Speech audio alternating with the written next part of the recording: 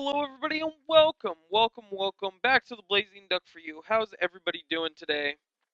Today I really wanted to talk about this game that I actually have been playing. It's called the Settlers of Catan, or Catan just for the Xbox. But the Settlers of Catan is a board game that I actually just got the privilege of playing just a couple months ago. First time I ever played or heard of the board game, and it was really fun. It was a fun board game, and played that with Mr. Cool and some of his peeps, but now I am jumping in. We'll set it on easy, 4-player easy on here as I jump in. It was a really fun game based on the board game. Really enjoyed it. It was a fun board game, and then so I figured why not get the Xbox version on the arcade and play it and show it for you guys. I don't know about for you, but for me, confusing board games. I mean, I'm not saying that it's hugely confusing, but some board games that have a lot of depth in it, I need to watch to see how to play. See, here I'm placing a settlement. You want to place settlements mostly on at the beginning at least wood and brick, which wood's the dark green and brick is the top red, because those are the things you get to build. I'll kind of show you into it a little bit. And the numbers that are rolled are the numbers um, that you get the card. So if you roll a 10, if I put my thing on 10, which I think I do, um, I'll get brick. And then you build a road, and then you can build settlements, which are those little houses every 2 roads apart. Um, Not a hugely confusing game. It's hard for me, kind of hard for me to explain. I guess I don't. I'm moving a little away from brick. It's kind of a hard game to explain, but once you play it, once you get into it, it's really easy to understand. Um so so where am I gonna put this here? Um Searching for the rest of this is like the hardest thing. This determines the whole game basically of where you put this and stuff like that. Because you need certain elements of each one to kind of you need certain elements to build certain things, and then that will ultimately help you win the game, build certain things and stuff like that. So that's the main thing. I think I'm gonna build those blue ones right there are stone, which stone's pretty important if you want to build cities, which we'll get to. And now, since I placed my first one, I get to place my second one. Um, this is just at the beginning of the game, just kind of to get you moving along and stuff like that. And I think I'm gonna go for. Uh, I need brick. I need brick. So let's place it there. Place the road. I want to connect these two. I get my resources for that card. So now I'm on 2 brick and I'm on some other things as well.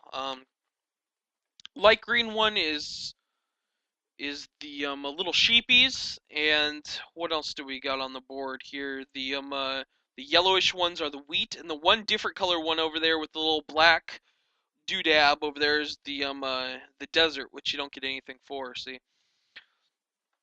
just some trading stuff here. You could trade cards with other players. I'm not really going to go in depth to that. You can trade cards with players and stuff like that. A 4 was rolled. I got a 4, so I'm going to get some stone here.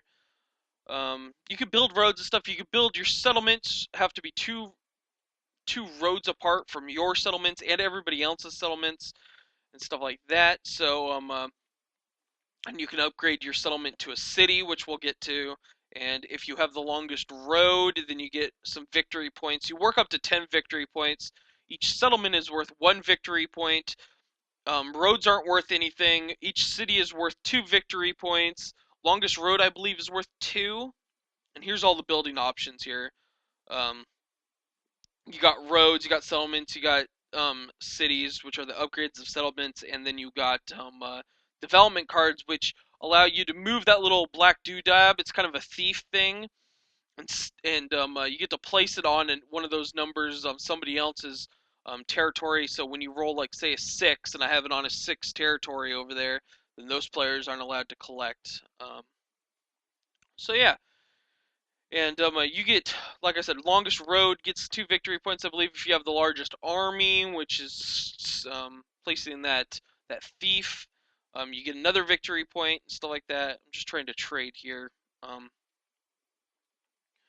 uh, Most of the time, which is good in this game, in this version. In I'm on easy mode, so obviously they're gonna trade with me most of the time.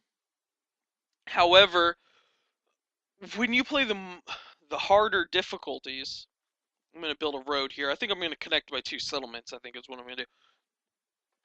When you play on the harder difficulties, medium and hard difficulty, and I bought one of the developmental cards, one of the soldier cards, so I'm allowed to move that little thief thing now, but I have to wait until the next turn to play it. When you're playing on easy difficulty, the other teams will like trade with you no matter what. But on medium and hard, if they notice that you're winning or you're ahead, they'll stop trading with you altogether. And I think that's a smart move because that's what real players would do in the real game. If you're winning, you're not going to try to help that player out by trying to trade with them. You know what I mean? That's Nobody's going to want to do that. You're not going to want to trade with somebody that's winning. So anyway, seven's the only number that just rolled. It's the highest combination. That guy just built a city.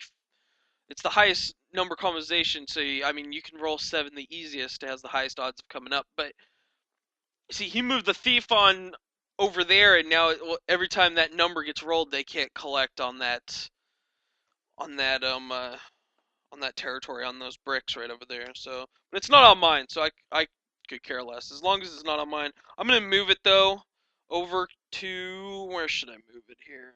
I'm gonna move it on orange because orange kind of winning right now. Looking to trade now. I think I want to let's see. I'm trying to buy another development card. Nobody wants to trade, so I'm like, screw it. Screw it. We'll go. Keep going. Um I really do like this game. Sorry, a little lag here on a board game, a little lag. Um I really do like this game. It's a really fun, enjoyable game. I really do love it. I'm saying right now I'm going to win. It's on easy mode. I'm going to win, but when you get up to the harder difficulties, it's really a thinking game. You want to build your roads so you can box people in. You want to cut them off some being able to expand, and then you want to have your longest territory so you can get your properties on the most areas. So that's something to think about here. Let's see. I got a snake eyes. Jesus, and nobody's on 2, so there's little dots below the numbers, and it kind of tells you what the odd of that number is coming up. So obviously the high ones are 6s, 8s, and 9s are some of the numbers that you really get on, and then stuff like 10s and are a little bit lower, 3s, 4s, and then 2s and 12s and 11s are some of the hardest ones to get. Something I didn't mention because I haven't built yet. Um, but since Orange built it, I might as well strike on it. When you build cities and that number rolls, say you build if I built a city on 5 when I had my 5 4 10 right over here connection right here, if I build a city on that settlement right there, which I think I'm about to do almost, I'm trying to get that last wheat, so I can build it. But when you build that city and say a 5 rolls the next turn, I get double that resource. So instead of getting 1 stone, I'll get 2 stones or something like that. And that's definitely nice, especially for resources that are really valuable. Like, bricks are always valuable. You need bricks to build settlements. You need bricks to build roads, and those are the 2 things always being built at the beginning of the game. When you get towards the end of the game, it's more cities, and it's more cities and more developmental cards and stuff like that. But at the beginning of the game, if you can control brick or wood or even both, you have an extreme chance of not only just winning the game, but be able to trade for whatever you want at that point. And it makes you be able to wrap it up faster. So all you have to do, you want to get to a point where you've kind of expanded to everywhere you want to go.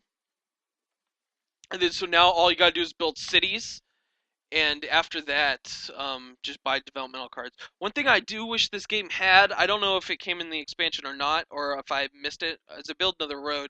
I finally connect, I build my city, all that good stuff.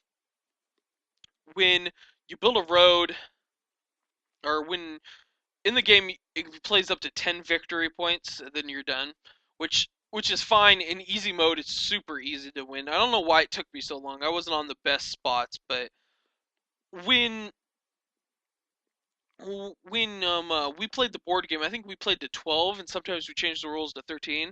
And you can change some of the rules in this one as well, but I didn't see that you could change the victory points up.